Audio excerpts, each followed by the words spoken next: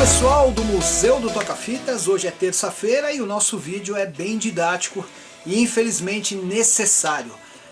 Eu vou falar para vocês de uma coisa que é muito comum acontecer aqui e eu ficar sabendo, né, aqui no Museu do Toca-Fitas. Às vezes eu mostro alguns vídeos de algumas adaptações que a gente faz, principalmente quando a gente coloca o Bluetooth, a placa de Bluetooth, nesses aparelhos retrôs, nesses aparelhos mais antigos. Seja dentro do aparelho, seja com a saída RCA para você colocar uma placa externa, ou seja, quando a gente faz alguma adaptação aqui em algum aparelho, é normal que as pessoas peçam, às vezes pessoas de outros estados e até de outros países, informações de como nós fizemos, querem saber um passo a passo. O que acontece? Nem sempre as pessoas que pedem as informações são pessoas habilitadas para fazer esse conserto. Na maior parte das vezes são pessoas que simpatizam pelos aparelhos, têm um certo conhecimento de eletrônica, uma certa habilidade com o uso lá do ferro de solda, mas que isso não dá o direito da pessoa achar que ela entende de fazer adaptações, de tirar circuitos, de tirar pontos de solda, de transistores, de saber o que é uma impedância, da corrente de estabilização em determinada placa entre a entrada e a saída de alguma função, como por exemplo no pré-amplificador. Então é muito comum as pessoas falarem assim para mim: poxa, mas você cobra aí em torno de R$200 para fazer uma adaptação para colocar Bluetooth. Só que a gente monta uma placa que substitua alguma coisa dentro do aparelho para não ter aquela diferença de potencial no transformador, para manter o consumo da fonte interna do aparelho estabilizada. Se você só pegar um fio com uma corrente elétrica, que seja um pulso de sinal, e jogar no pré-amplificador, seja pelo potenciômetro, seja direto na entrada da amplificação ou da pré-amplificação do aparelho, é lógico que esse sinal vai ser amplificado. Só que ele vai misturar com um sinal que já exista por lá, e que muitas vezes ele não pode ser amplificado da maneira que está sendo, até porque vai ter a interferência no Bluetooth, e isso vai gerar também, além de um consumo errado que pode estragar o seu aparelho, vai gerar interferências, chiados e vai tirar a qualidade do serviço. Ou seja, o que eu estou querendo dizer? Que se você não é habilitado, não entende de eletrônica, o seu conhecimento é um conhecimento para robista, deixe esse serviço para quem você confia, na sua cidade, seja onde for. Leve para uma pessoa que tenha competência, que conheça de eletrônica para fazer esse serviço, senão corre o risco de você estragar e até perder o seu aparelho definitivamente. Hoje eu estou aqui para falar de um caso que me deixou muito triste, aliás. Nosso cliente, agora amigo, Márcio, ele entrou em contato com a gente para trazer um TKR, o CRF 210M, né? Algumas pessoas conhecem como pica-pau. Esse aparelho que vocês estão vendo aí, olha, que coisa linda, um aparelho muito bem conservado, né? Eu até fiquei empolgado, eu gosto de mexer nesses aparelhos, eu gosto de restaurar, de voltar para a vida os TKRs. Só que eu perdi assim um tempo enorme tentando resolver e colocar o Bluetooth, que era o desejo dele. Por quê? Porque o aparelho chegou até mim e já tinham tentado fazer uma adaptação. E aí é que é o problema. Alguém que talvez não tivesse tanto conhecimento, que ligou positivo aonde não poderia, que reamplificou sinal e corrente elétrica em placas que não poderiam e foi tendo uma reação em cadeia. Foi queimando coisas dentro do aparelho que agora eu não tenho nem como descobrir, nem como consertar.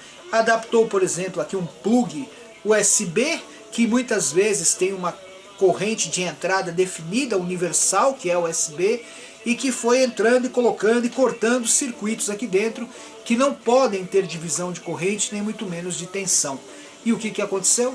O aparelho está aqui condenado, vou devolvê-lo sem conserto e digo a vocês que acho difícil que alguém consiga consertar esse aparelho depois da tentativa que fizeram de colocar uma placa interna de Bluetooth aqui. Então, o que eu digo a vocês? Quando você tiver alguma dúvida, consulte alguém que saiba, entre em tutorial, mas se mesmo assim você continuar com dúvida, leve para alguém que você acha que confia, que seja da sua confiança para fazer o serviço, senão corre o risco de você ter um aparelho clássico, mas só ficar como bibelô lá na estante e sem funcionalidade nenhuma. Eu vou mostrar um pouquinho o que fizeram aqui dentro, para vocês darem uma olhada aí e tirarem suas próprias conclusões. Vamos ver aqui. Bem, aqui está o TKR, né, o famoso TKR CRF 210M, conhecido como pica-pau, por conta do solenoide da fita, né, o barulhinho que fazia para a fita inverter o lado.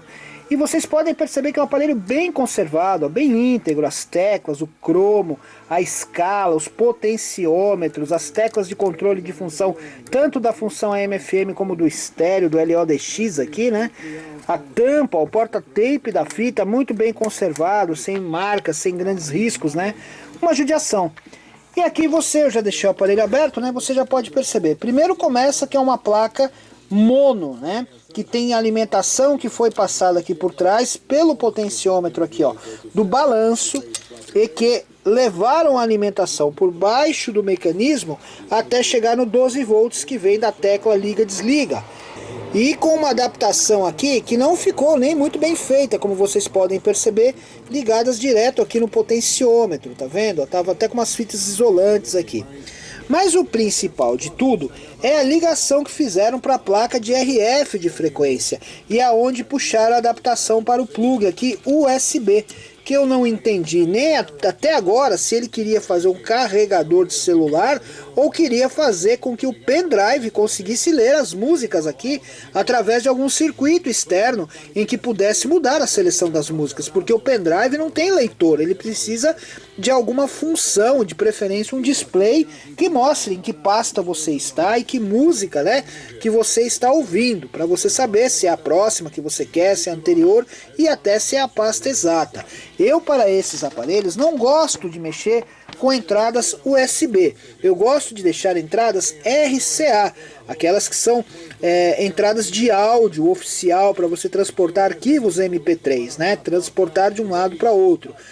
E esse USB, ele leva sinal de vídeo muitas vezes, e esses aparelhos retrô não tem tela, não tem vídeo, então eu acho uma besteira, e até porque os pendrives estão caindo em desuso, você pode perder, ele cai no chão, ele quebra o filamento como uma lâmpada, você já perde os seus arquivos, então o certo é ter no seu smartphone, e se está no seu smartphone para você ter praticidade para usar no carro, o melhor é Bluetooth, e a gente adapta o Bluetooth, mas eu não vou entrar em detalhes no que fizeram aqui, mas eu só estou mostrando para vocês que foi um serviço equivocado e que um aparelho aparentemente bem conservado como esse, nesse momento fica condenado, pelo menos por mim, para que ele volte a ter vida e funcione aí normalmente como deveria ser, embelezando algum carro e principalmente o carro do nosso cliente, o Márcio, que infelizmente, pelo menos no meu conceito, vai ficar com o aparelho apenas para decoração ou tirar peças da parte estética dele. Tá bom? Tá dado o recado. Bem, pessoal, esse foi um vídeo de terça-feira, assim, um pouco mais direto ao ponto, mais didático, mais essencial para vocês entenderem a importância que é trabalhar com pessoas habilitadas para mexer nessas joias, nessas preciosidades que são esses aparelhos retrôs. Eu quero aproveitar e tocar num assunto aqui que também é bem pertinente, que é o seguinte: eu tenho recebido muitos aparelhos aqui para restauro, e infelizmente cada vez mais eu tenho encontrado cada vez menos peças originais para reposição dos aparelhos retrôs. Integrados de saída da linha Pioneer, os originais 1515L ou 1510L estão sumindo do mercado. Alguns capacitores eletrolíticos específicos, as engrenagens de rotação da fita, e isso tudo está fazendo com que a restauração desses aparelhos antigos cada vez mais fique mais difícil e menos constante. Ou seja, depois que o mercado aqueceu, todos os aparelhos bons que estavam aí à venda de 2 anos para cá já foram vendidos, já foram colocados em pessoas que já estão usando nos seus carros. E os aparelhos que ficaram, salvo exceções, a maior parte pelo menos, são aparelhos que quase não têm condições de restauro. Que quando eu pego aqui dá até dó de ver a maneira como eles estão, como eles chegam até mim.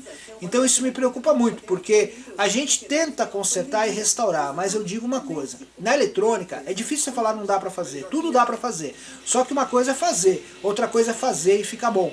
E aqui a gente só vai fazer se ficar bom. E se a gente não tem peça para reposição, a gente tem canais de contatos no mundo inteiro para conseguir. Mas quando não tem a peça, tem que aguardar, tem que esperar. E nem todas as empresas estão ainda com a linha de produção produzindo essas peças antigas, o que faz com que ainda assim ela fique mais rara, apesar de já ser de um aparelho antigo e raro.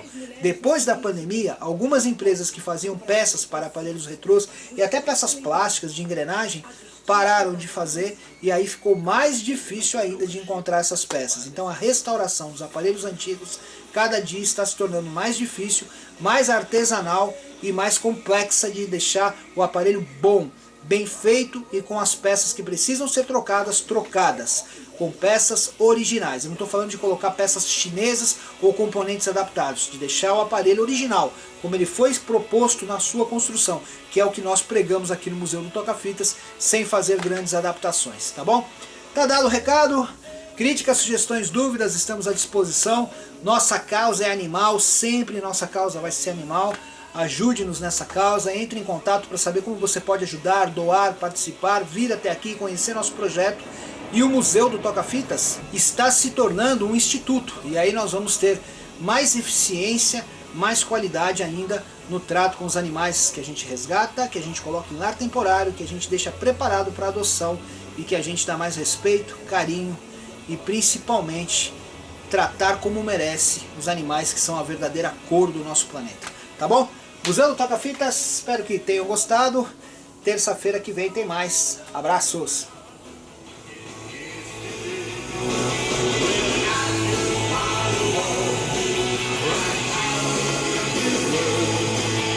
Everybody has the